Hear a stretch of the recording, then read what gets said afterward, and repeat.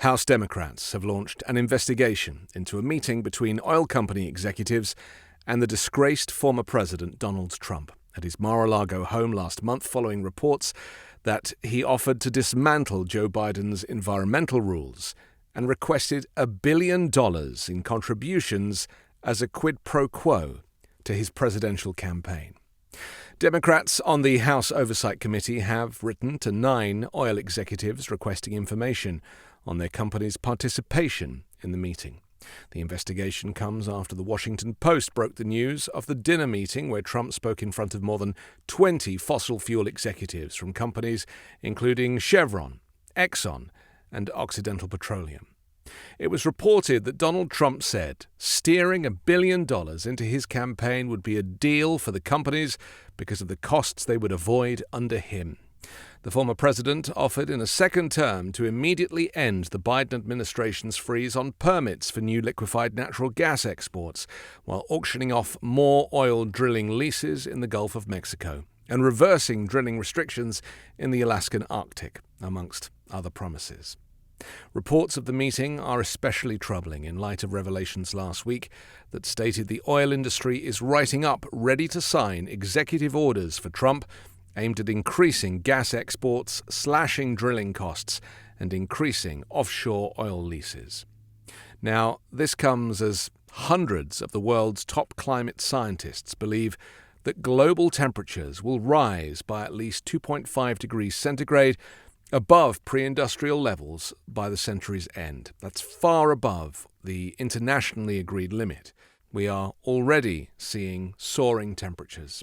The European Union's Climate Monitoring Service said that every month since last June, it has broken temperature records, and we're already living with and dying from the early consequences: deadly floods, wildfires, droughts, heat waves, and an increased risk of new diseases. And these will intensify in the coming years, spurring social conflict and displacing huge numbers of people. They will punish poorer nations above all.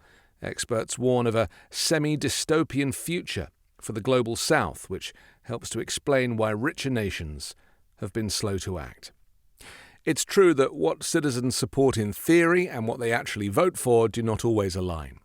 Tackling global heating will be cheaper than trying to live with it, but the costs are upfront and the rewards are long-term, certainly longer than electoral cycles. But politicians have mostly failed to make the case for change, and some experts believe that they often lag behind voters. If you want to make a difference, they say, back leaders who prioritize the climate crisis, like Joe Biden.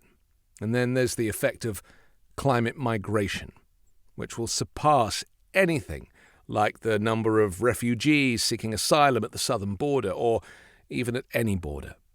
Devastating and ongoing flooding in southern Brazil right now is forcing some of the 500,000 displaced residents to consider uprooting their lives from inundated towns and to rebuild on higher ground.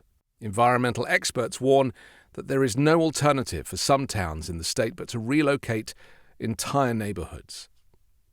Climate change is forcing millions of people around the world to leave their homes, to seek refuge from the rising seas, devastating droughts, and the other effects of global warming. But that migration is also happening here within the US, as extreme weather makes parts of the country virtually inhospitable, according to new analysis. About 3.2 million Americans have moved due to the mounting risk of flooding, according to the First Street Foundation in their report that focuses on climate abandonment areas, or locations where the local population fell between 2000 and 2020 because of risks linked to climate change. Now, many of those areas are in parts of the country that also have seen a surge of migration during the past 2 decades, including Sunbelt states such as Florida and Texas. Communities there risk an economic downward spiral as population loss causes a decline in property values and local services. Meanwhile, Donald Trump, a man who cheats and lies about everything, who cheats at business, who cheats, lies, and betrays people who are even close to him, is now betraying the American people and the rest of the world by purposely denying the facts of climate change. You know, he's too dumb to even know what it is. His respect for scientists is non-existent. He thumbed his nose at the Paris Climate Accord and pulled the US out of the agreement. He gutted the EPA and the environmental protections that keep us safe. He hates wind turbines, claims they give you cancer, preferring to drill, baby, drill. And now he's asking oil companies for $1 billion in campaign donations, a quid pro quo, promising to roll back environmental protections if he's re-elected.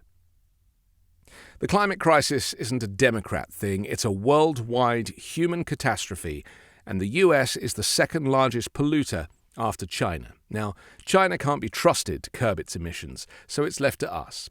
And it starts with industry, energy companies reinvesting their record profits into renewables. I've never understood the opposition to free, clean energy, utilizing sunshine and wind and wave technology to keep the lights on. President Joe Biden marked last week's Earth Day by announcing a $7 billion investment in solar energy projects nationwide, focusing on disadvantaged communities, the kind of communities that traditionally might vote for Donald Trump. He's also unveiling a week-long series of what the White House says will be historic climate actions. The centerpiece was the announcement of the $7 billion in grants through the Environmental Protection Agency's Solar for All program, funded by last year's $369 billion Inflation Reduction Act, and which Biden said will benefit hundreds of thousands of mostly low-income families who currently spend up to 30% of their income on energy.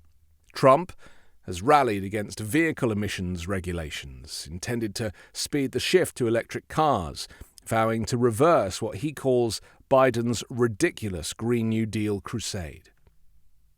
While Trump's policies would risk exacerbating global warming, Biden's overall aim is to cut U.S. greenhouse gas emissions in half by 2030, compared to 2005 levels. Donald Trump is selling out working families to big oil for campaign checks. His selfishness, climate change denial, and negligence is blatant, obvious, and dangerous. If Trump gets elected again, we're basically signing our own death certificates and those of our children and grandchildren. The rest of the world is taking the climate crisis extremely seriously. America needs to wake up and catch up before it's too late.